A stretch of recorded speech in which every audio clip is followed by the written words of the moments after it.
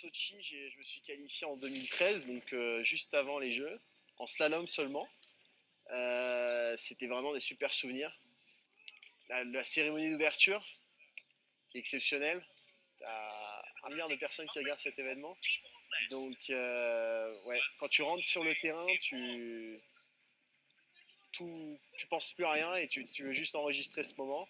Et pour moi, d'être porte-drapeau, c'était un double challenge parce que tu avais le fait d'être le premier Timoré à venir aux Jeux Olympiques. Je portais un taille. C'est un élément qu'on porte dans toutes nos cérémonies locales. Et en fait, ça vient de la région d'où vient ma famille, qui s'appelle Los Palos. Et en fait, c'était aussi important que de porter le drapeau, c'était de porter ce taille dans un événement comme ça international. Et après, bien sûr, la course qui a été pour moi un rêve que je réalise et que j'avais depuis l'âge de 8 ans.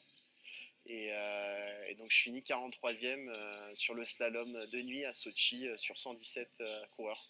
Quand je suis au départ, t'entends plus le bip du départ, t'entends plus rien.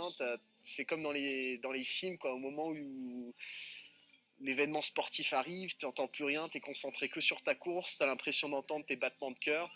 Et là, tu prends le départ et t'entends plus que le public gueuler. Et toi, t'es dans ta course à fond et t'essayes de finir comme tu peux sur un tracé un peu compliqué.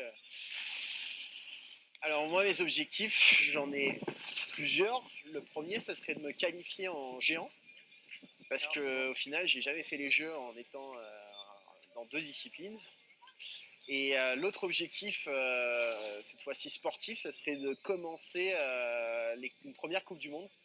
Et donc, il faut se qualifier aussi. Je suis à 2 points de la qualif. Donc, j'espère prendre un départ de Coupe du Monde dès janvier.